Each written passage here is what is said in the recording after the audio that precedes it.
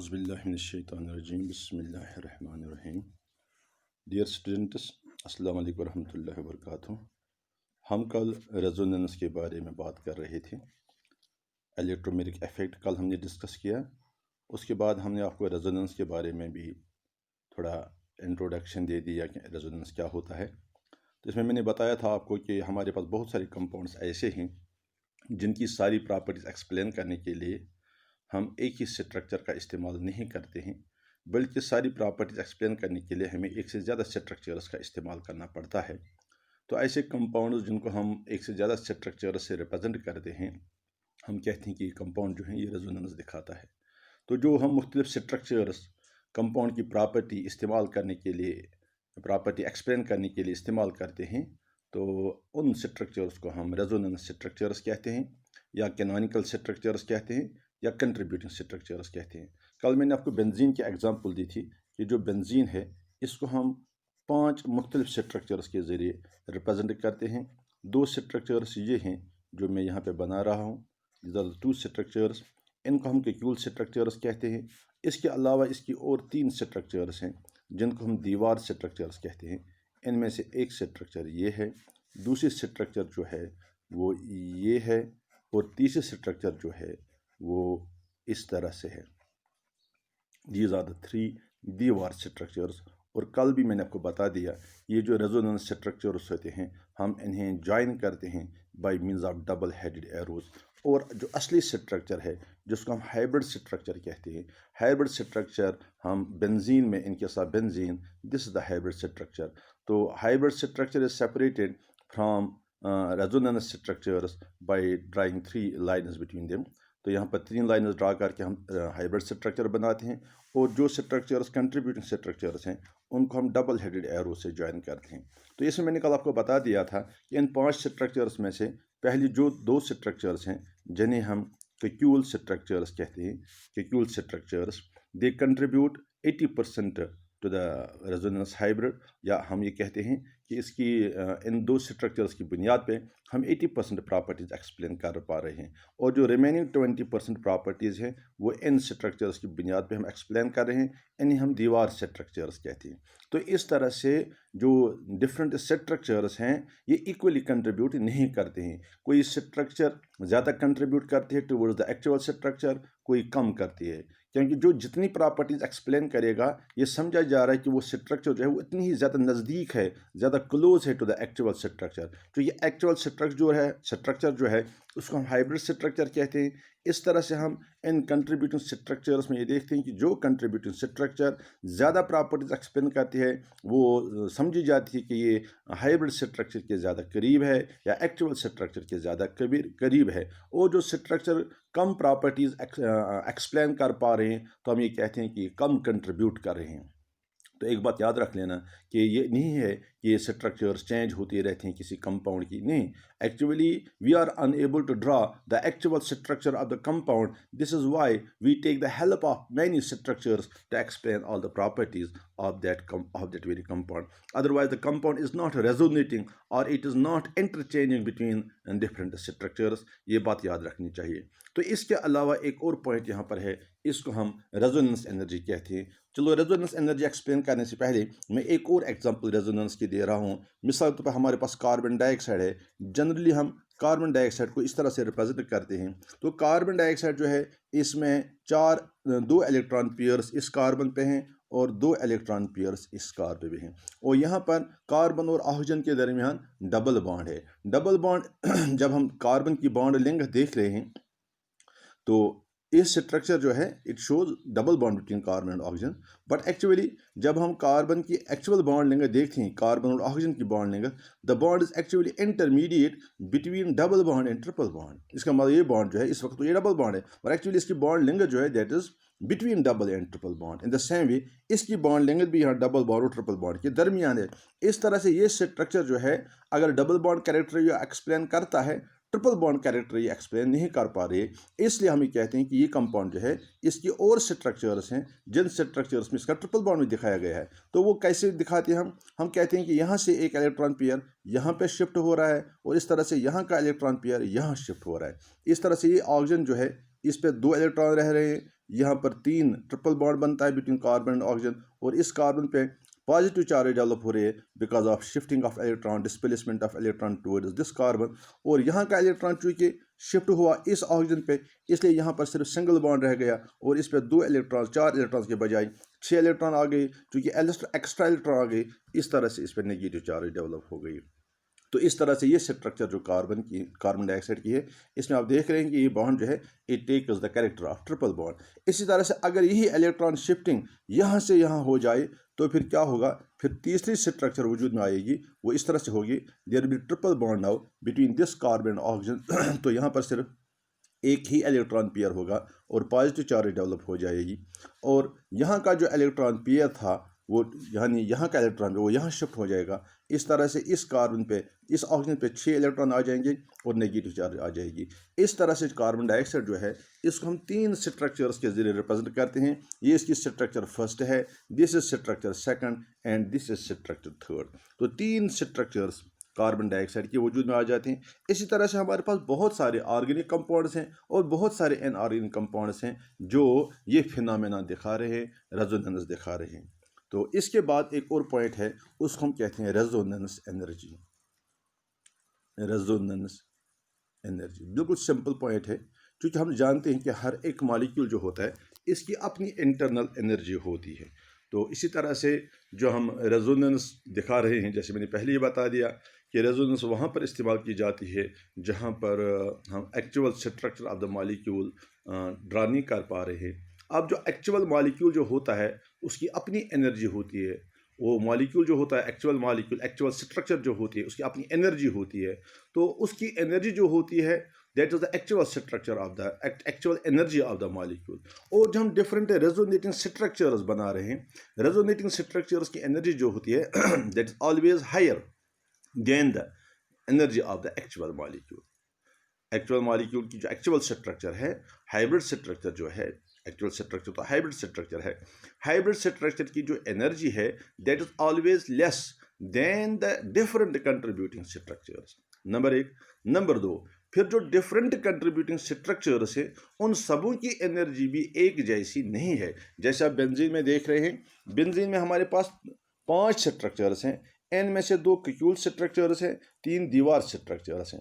दीवार स्ट्रक्चर जो है इनकी एनर्जी डिफरेंट है than that of Kekule structures. Dewar structures की एनर्जी ज़्यादा है as compare to Kekule structures. Kekule structure जो है इन दोनों की स्ट्रक्चर तो आपस में दोनों की एनर्जी बराबर है, but it is less than that of दीवार स्ट्रक्चर। तो इस तरह से हम कह सकते हैं कि जो क्यूल स्ट्रक्चर है और जो एक्चुअल हाइब्रिड स्ट्रक्चर है इनमें एनर्जी डिफरेंस सबसे कम है। नंबर 1 बात। दूसरी बात, आप ये भी जानते हैं कि जो मॉलिक्यूल्स होते हैं इनकी स्टेबिलिटी जो है that depends upon the energy of the molecule. क्योंकि जिस मॉलिक्यूल की जितनी कम एनर्जी होगी वो मॉलिक्यूल उतना ही ज़्यादा स्टेबल होगा। इस तरह से एक्चुअल मॉलिक्यूल जो होता है, एक्चुअल स्ट्रक्चर जो होता है, चूँकि उसकी एनर्जी सबसे कम है, दैट मीन वही एक्चुअली स्टेबल स्टेट है। अब जो हम रेजोनेंस स्ट्रक्चर्स बना रहे हैं उन सबों की एनर्जी चूँकि एक जैसी नहीं है, जिस स्ट्रक्चर की एनर्जी सबसे कम है तो वो समझा जाएगा कि that is very close to the hybrid structure, या that is the most stable form of the resonating structure. इस तरह से बेंजीन में क्यूल स्ट्रक्चर जो है it is most stable form because it is in the lower energy state as compare to their energy. और इसकी Kiul structure जो है इसकी एनर्जी भी ज़्यादा है as compare to hybrid, but there is less difference between Kekule hybrid structure and Kekule structure in the energies, while as difference in the energies between Dewar structures and hybrid structures is more.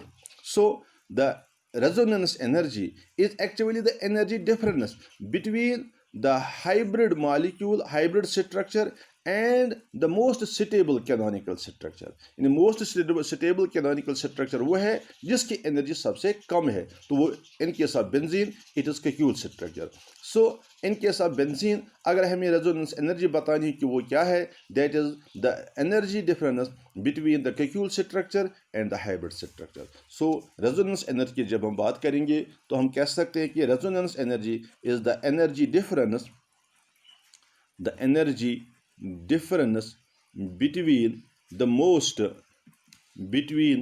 most stable stable canonical structure, most stable canonical structure and the resonance hybrid. इस energy को हम and the resonance hybrid, this energy is called as resonance energy. तो इस तरह से एक और point आप नोट कर लीजिए, rules for writing resonance structures, rules for writing resonance structures. जब हमें एक मॉलिक्यूल की डिफरेंट रेजोनेंस स्ट्रक्चर्स लिखनी हो तो हमें कौन सी बात जहन में रखनी है। रेजोनेंस स्ट्रक्चर लिखते वक्त हमें 3 बातों का ख्याल रखना पड़ता है। नंबर 1, सिंपल 3 बातें हैं। पहली बात यह है कि जो डिफरेंट रेजोनेटिंग स्ट्रक्चर्स होती हैं उनमें एटम्स की पोजीशन जो होती है that is always same, they differ only in the position of electrons. Position of atoms is always same in all the resonating structures. यानी आप जितनी भी आप resonating structures लेंगे, in all the resonating structures, आप जितनी भी resonating structures लेंगे, इन resonating structures में position of atoms जो है that is always same, there is no difference in the position of atoms. और जो number of unpaired electrons हैं that is always same. All the resonance structures should have the same number of unpaired electrons. ये दूसरी condition है, all the resonating structures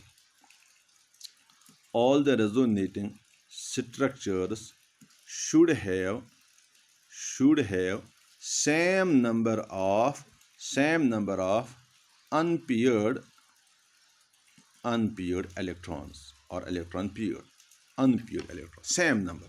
ये नहीं कि एक स्ट्रक्चर में इलेक्ट्रॉन्स की तादाद ज़्यादा होगी दूसरे में कम होगी। आप ये देखिए कार्बन डाइऑक्साइड की बात आप देख लीजिए, यहाँ पर कार्बन डाइऑक्साइड जो है इसमें यहाँ पर 2 और 2 4 इलेक्ट्रॉन हैं और 4 यहाँ पर हैं, that means 8 electron, that means 4 pairs. इस स्ट्रक्चर में देखिए दूसरे स्ट्रक्चर में यहाँ 1 पेयर है, यहाँ पर 3 पेयर हैं, तो टोटल पे 4 पेयर्स हैं।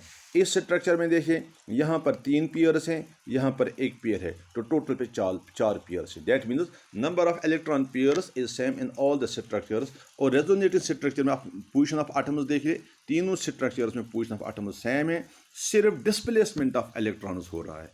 जो डिफरेंट रेजोनेटिंग स्ट्रक्चर्स होते हैं इनमें डिस्प्लेसमेंट ऑफ इलेक्ट्रॉन्स हो रहा है, इलेक्ट्रॉन्स की तादाद जो है अनपेयर्ड इलेक्ट्रॉन्स की तादाद वो सेम है, और इसी तरह से जो पोजीशन ऑफ एटम्स है वो भी सेम है। और तीसरा और अहम पॉइंट आपको ये याद रखना है कि जो मॉलिक्यूल्स फर्स्ट और सेकंड पीरियड, खास सेकंड पीरियड के जितने भी एलिमेंट्स इन्वॉल्व हो जाते हैं, सेकंड पीरियड एलिमेंट्स जो हैं जो भी किसी मॉलिक्यूल में इन्वॉल्व होते हैं, second period elements in the molecule should obey octet rule.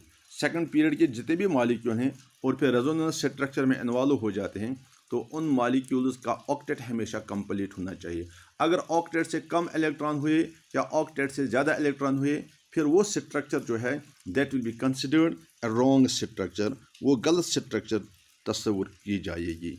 तो इस तरह से आप देख रहे हैं कि यहाँ पर देख लीजिए, इसमें 2 और 2 4 और 4 ये हैं तो 8 इलेक्ट्रॉन हैं, कार्बन के बराबर 8 इलेक्ट्रॉन हैं, इस ऑक्सीजन के भी 8 हैं, यहाँ पर 2 2 4 6 और 8, 3 2 2 4 2 6 और 2 8, इसके भी हुए 6 और 2 8, यानी हर एक एलिमेंट के 8 इलेक्ट्रॉन्स बराबर हैं।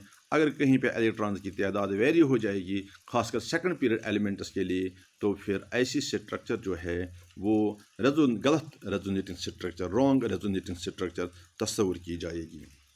इसी तरह से एक और पॉइंट हमें देखना है, that is relative contribution of resonance structures, relative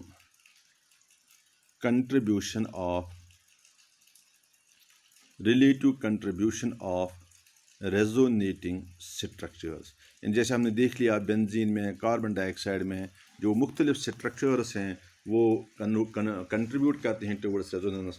सारी स्ट्रक्चर्स एक जैसी नहीं हैं। जैसे कार्बन डाइऑक्साइड में आपने देख लिया, ये स्ट्रक्चर जो है ये न्यूट्रल स्ट्रक्चर है, इस पर कोई चार्ज नहीं है। जो इसकी दूसरी स्ट्रक्चर है इस पर ये चार्जड है, एक एंड पे नेगेटिव चार्ज है, दूसरे एंड पे पॉजिटिव चार्ज है। इसी तरह से ये स्ट्रक्चर जो है इस पे भी एक एंड पे नेगेटिव चार्ज है और एक एंड पे पॉजिटिव चार्ज है। तो इस तरह से ये जो डिफरेंट स्ट्रक्चर्स होते हैं ये डिफरेंटली कंट्रीब्यूट करते हैं टुवर्ड्स रेजोनेंस। सबों की कंट्रीब्यूशन एक जैसी नहीं होती। अब कौन सा मॉलिक्यूल कितना कंट्रीब्यूट करता है, इसमें सबसे पहले एक पॉइंट ये है कि जिन मॉलिक्यूल्स ये जिन जो स्ट्रक्चर्स इनडिस्टिंग्विशेबल होगी,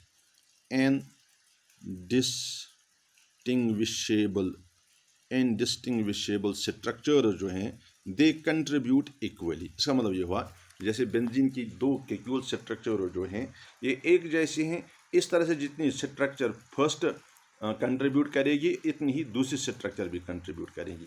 अब अगर आप दीवार स्ट्रक्चर देखेंगे ये तीनों तो एक दूसरे के साथ ये तीन स्ट्रक्चर्स हैं, दे कंट्रीब्यूट इक्वली, मगर इन की कंट्रीब्यूशन और केक्यूल स्ट्रक्चर्स की कंट्रीब्यूशन जो है वो एक जैसी नहीं है, it differs from each other.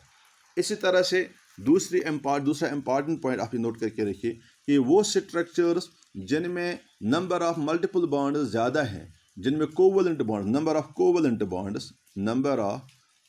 Bonds maximum, जिस स्ट्रक्चर में नंबर ऑफ कोवलेंट बॉन्ड्स ज़्यादा हैं वो स्ट्रक्चर ज़्यादा कंट्रीब्यूट करती है। मिसाल के तौर पर अगर आप देखेंगे कंपाउंड देख लीजिए आप, CH2 double bond CH single bond CH double bond CH2 एक स्ट्रक्चर ये है। अब इसकी एक और रेजोनेटिव स्ट्रक्चर देख लीजिए, CH2 single bond CH double bond CH single bond CH2। अगर आप इस तरह के स्ट्रक्चर देखेंगे तो इस स्ट्रक्चर में आप देखिए जो ही यहाँ का इलेक्ट्रॉन यहाँ ट्रांसफ़र हो गया, ये इस तरह से स्ट्रक्चर वजूद में आ गई इस तरह से, तो यहाँ का इलेक्ट्रॉन पेयर यहाँ शिफ्ट हो गया तो इस कार्बन पे पॉजिटिव चार्ज डेवलप हो गया। इसी तरह से इस पे नेगेटिव चार्ज डेवलप हो गई क्योंकि इलेक्ट्रॉन पेयर यहाँ शिफ्ट हो गया। तो इसी तरह से ये स्ट्रक्चर आप देख लीजिए, इसमें इस कार्बन पे पॉजिटिव चार्ज है और इस कार्बन पे ये जो है जब ये इलेक्ट्रॉन यहाँ शिफ्ट हो तो इस पर नेगेटिव चार्ज आ गई। इस तरह से इसका रिवर्स भी हो सकता है। अब देख लीजिए जो इम्पॉर्टेंट पॉइंट है, इसमें टोटल नंबर ऑफ बॉन्ड्स अगर आप देखेंगे बिटवीन कार्बन आटम्स, यहाँ पर 2 और 1 3 और 2 5 हैं, यहाँ पर 1 और 2 3 और 1 4 हैं। तो इस स्ट्रक्चर में नंबर ऑफ कोवलेंट बॉन्ड्स कम हैं, इसमें नंबर ऑफ कोवलेंट बॉन्ड्स ज़्यादा हैं। इस तरह से जो स्ट्रक्चर फर्स्ट है it contributes more towards resonance, उसके बाद जो स्ट्रक्चर सेकंड है it contributes less towards this resonance. तो इसी तरह से एक और पॉइंट है, जो स्ट्रक्चर जिन पे कोई चार्ज नहीं होती है, न्यूट्रल स्ट्रक्चर जो होते हैं वो ज़्यादा कंट्रीब्यूट करते हैं टुवर्ड्स रेजोनेंस बनिस्बत जो चार्ज स्ट्रक्चर्स होते हैं जिन पे चार्ज होती है वो लेस कंट्रीब्यूट करते हैं। Charge structures contribute less towards resonance whereas neutral structures contribute more towards resonance. इसी तरह से एक और इम्पॉर्टेंट पॉइंट है आपको जो याद रखना है, अब चूंकि स्ट्रक्चर्स चार्जड हैं, कुछ स्ट्रक्चर्स ऐसे हैं जहाँ पर चार्ज होती है, जैसे यहाँ पर भी आप देख रहे हैं, तो चार्ज स्ट्रक्चर्स में वो स्ट्रक्चर्स जिन पे अपोजिट चार्जेस होंगी, एक एटम पे नेगेटिव चार्ज और एक पे पॉजिटिव चार्ज, अगर ये नेगेटिव और पॉजिटिव चार्जेस एक दूसरे के करीब होंगी, if they will be close to each other, तो ऐसा मॉलिक्यूल ज़्यादा स्टेबल होता है बनिस्बत उस स्ट्रक्चर के जिस पे ये अपोजिट चार्जेस एक दूसरे से दूर होंगी। In case of charged particles, the particle having opposite charges